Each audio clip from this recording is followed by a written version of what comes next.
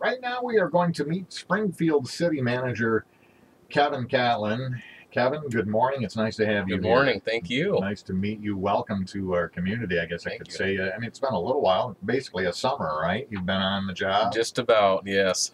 Yeah, so the former manager, Nate Henney, resigned, and the city didn't take too long. They got right on it. They did a search. They narrowed it down to a few candidates, and Kevin Catlin was the guy they chose. They did all the way from South Dakota. South Dakota? How long were you out there? I was out there about 2.5 years. Okay. And a similar kind of position? Similar. I was actually the assistant city manager and director of information technology. So oversaw the IT department and a lot of other special projects for the city.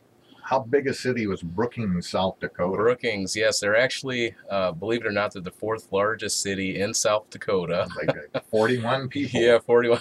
No, well, that's North Dakota. Yeah, it's North Dakota. No, they're about, so it was a college town, so there are about 24,000, 12,000 of those, of the population were college students. So. Oh, wow. Okay. What's a college? South Dakota State University. Oh, okay, yes. Great. Wow, that's got to be a change of scenery because what, you were born, pretty much raised in Chicago area. Exactly, yes. You know, so even my hometown in Elgin, Illinois, about 130,000. So definite change in scenery, a lot smaller. So it took me a little while to get used to that, get acclimated to the community, get acclimated to South Dakota in general. A lot more remote, not so urban. So now, what, you're 27, 28? 28. 28. Yes. Mm-hmm. And once you got through school here in the Chicago area, where did you get your higher education? Sure. Well, actually, so I University of Illinois in Springfield, Illinois, actually, which is kind of ironic. There it is again. Yeah. Yeah. What's next? You're gonna like be the city manager on The Simpsons? Yeah. See.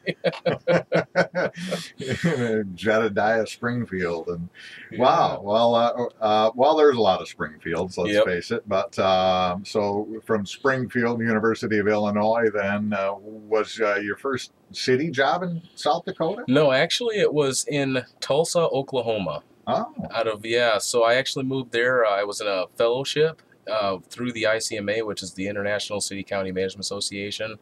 They have a very competitive fellowship that I've been able to basically be awarded that opportunity to work for Tulsa, and spent about 9 months there before moving to South Dakota. So. What made you decide, and when did you decide that you wanted to, do this kind of work, with city management? That's a good question. So I actually worked for the state of Illinois for about 4 years while I was obtaining my master's degree from the University of Illinois. And I just decided that state politics, state government, just wasn't for me. It's way too bureaucratic. So I actually had some connections with some directors of public works from obviously municipalities, and they actually set me up with some opportunities to job shadow city managers, and I found that I actually liked their job, and kind of went on to pursue that career. Yeah. I remember 15, 20 years ago there was this game that everybody was playing called Sim City. Have you ever played that game? I have. Where you're like a pretend city manager. Yeah, you are. Yeah. And I always ask city managers, is that what got you into it? It's a good game. It has a lot to do with, obviously community development and trying to build up the community to the best it can be. So that's that's a good nexus. So I got to ask you too, when you were with the Illinois state government, since you have a kind of a background in cyber stuff, did you get involved in the iPass program at all? No. So they're actually, oddly enough, I did work for Illinois Department of Transportation. However, the iPass, that's the Illinois Tollway, so it's a totally separate department. It's a private. It's a separate state department. So I love that thing. Yeah. I mean, I've had an iPass on my windshield for years now. I've never had an issue with it. It always works. I mean, likewise, it's like, wow, man. I wish we could get that efficient with everything we do. Well, I wish, yeah, and it actually helps Illinois out a lot because, they're able to keep their roads a little bit better, their highways better, because of the tollway. So. Absolutely, yeah, and we don't have that here, obviously. We don't have it, no. Some people say, well, maybe we should, just drive down I-94. It's a pretty rough patch of pavement there. It sure is. Now, not only do you have this background in city administration and Hmm. that sort of stuff, and for being 28, quite a bit of experience, I Appreciate would that. say too. Yeah. Um, Also, kind of a law enforcement background, and you're involved in law enforcement now here in Catlin County. I am. So, law enforcement background, my actual first career choice was law enforcement, police officer, FBI agent, U.S. Marshal, something like that, something along those lines, and decided to pursue the city management career. I have a lot of family that were Chicago police officers, so that's where I get that, I guess, that passion from. When I moved to Tulsa, I actually worked for the chief of police there. I worked for the city manager, but I was assigned to all of public safety. I managed projects for them, and I was in the police headquarters. Moved to Brookings. I was actually a reserve police officer certified there. And now, as you mentioned, yeah, Catlin County, I'm a special deputy sheriff. So I work with the emergency management and homeland security director, Dirk Dunham, all the time. And, we try to do the best we can for the county. So. Wow. So are you finding enough to do? I'm trying, yeah. I like to be involved, so.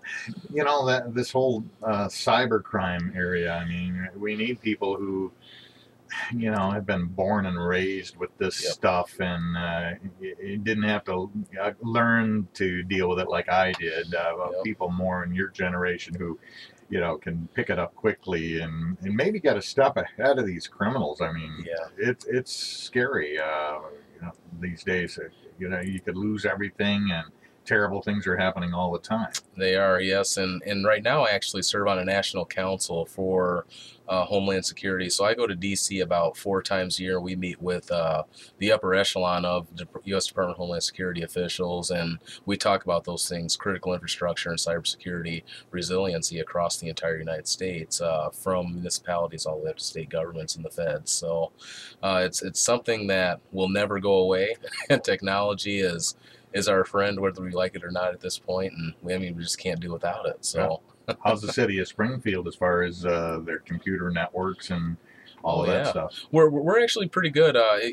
Luckily we have a pretty small group, so it's actually easier for us to control our resources and the people using them, the employees using the resources. So when you have those larger organizations, you look at places like Atlanta, where an employee opened up a ransomware file and it actually shut down their airport. Yeah. There's just a lot more employees that they have to try to, I guess, manage and try to train to not click on certain files, things like that. So a little we easier have it when easy. you're small. Yeah. Definitely. Kevin Catlin is the Springfield City Manager. He's been on the job since May? Since May 16th. May 16th. He came in from Brookings, South Dakota, where he was the Assistant City Manager. And what drew you to Springfield? So honestly, what drew me here, first and foremost, was the transparency. I saw the job posting and I immediately looked at the website and kind of looked at the community values. Very traditional, very transparent, very just helpful. It seemed like they offer the kind of the big town amenities in the small package, and I don't know, that kind of drew me there, and that's why I actually attended University of Illinois Springfield, because that's the smaller of the 3 campuses of the University of Illinois. I just like the small town and the kind of the more personable approach. So that's kind of what drew me to Springfield. Yeah. Now, Springfield, you probably learned some history there from, Mayor Burdett and all of those folks. And 30 years ago, it was very much an industrial blue-collar community with Eaton and Clark. I mean, these were huge mega employers that just vanished one day. Right. And it's been a struggle, I think, for Springfield to kind of get back on its feet and try to recover that. How are we doing? So I think that we're doing fine, or doing very well. Springfield took some approaches to kind of streamline and make things more efficient. That was doing away with the public safety department. Now we contract with Catlin County for law enforcement services, went to a paid on-call fire department, made things a little more efficient in terms of staff changes. So that's why we have such a small staff, but we do a lot. Everyone kind of does a lot.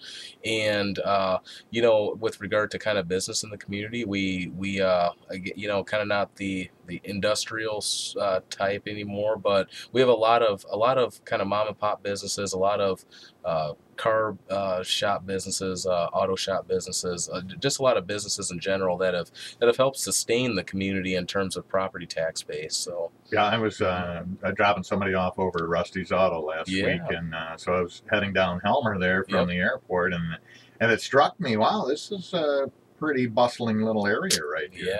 Yeah, and I think that's where we've been able to survive. We've had a lot of community draw in terms of good areas to put a business in. Luckily, we have Helmer and Dickman Road going right through town, so those are obviously major corridors for us, and that's been very helpful to kind of sustain our business. So yeah. There's been a lot of news about water pollution concerns around the base and around the area, and that includes, I guess, Springfield. But what are you hearing? What are people saying? Are you encouraged this is contained, or do you think we're going to find out more? So yeah, we're hoping to find out a little more. From what I understand, the Department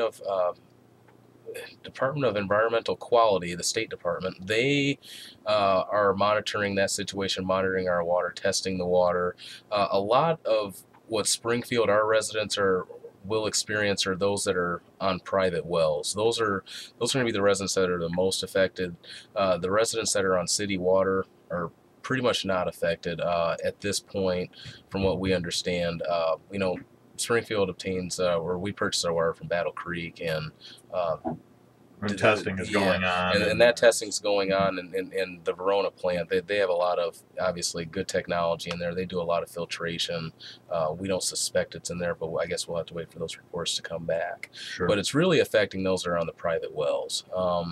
And the DEQ, they're in the process of still testing a lot of those, and they'll kind of give those residents a report and provide the city with a report too on what they find. Yep. I'm trying to remember the last time I talked to your predecessor. It seemed like the city council was considering a marijuana ordinance, and they kind of put it on the back burner and said, "Let's wait and see." Yeah. Is that what happened? Yeah. So and I've been trying to get up to speed on that quite a bit, because I never had to deal with that in any of the states that I've ever resided in. So it's a very interesting issue. We actually have a gentleman that comes to just about every council meeting, and he tries to sway the council. Like I said, I kind of go back to the traditional values. I don't see Springfield City Council going forward with anything like that, but I guess you never know. Things could change.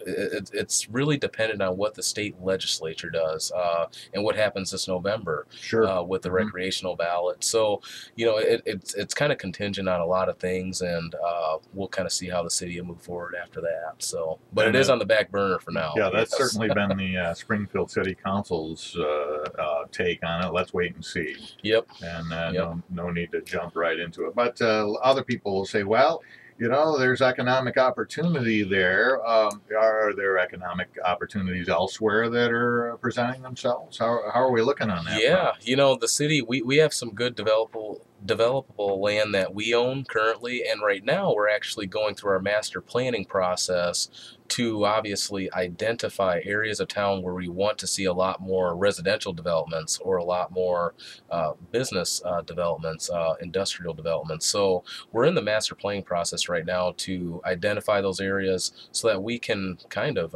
market and kind of present those to potential developers to come to Springfield to develop that land. Yeah. Any final things you want to say, Kevin, to the people of Springfield who pay your salary and maybe haven't had a chance to meet you? Yeah, definitely. Like I said, we're very traditional, very small, and I think that residents can appreciate the fact that they're just able to pop right in, come talk to me anytime they want. I have an open door policy. If I'm not busy, please feel free to stop in. It happens all the time, and that's the approach that we take. We love talking to the residents, love to solve issues. So just come in and see me whenever you can. All right. Kevin Catlin, Springfield City Manager. Nice to meet you. Nice to meet you. Great to talk to you today. Thank you.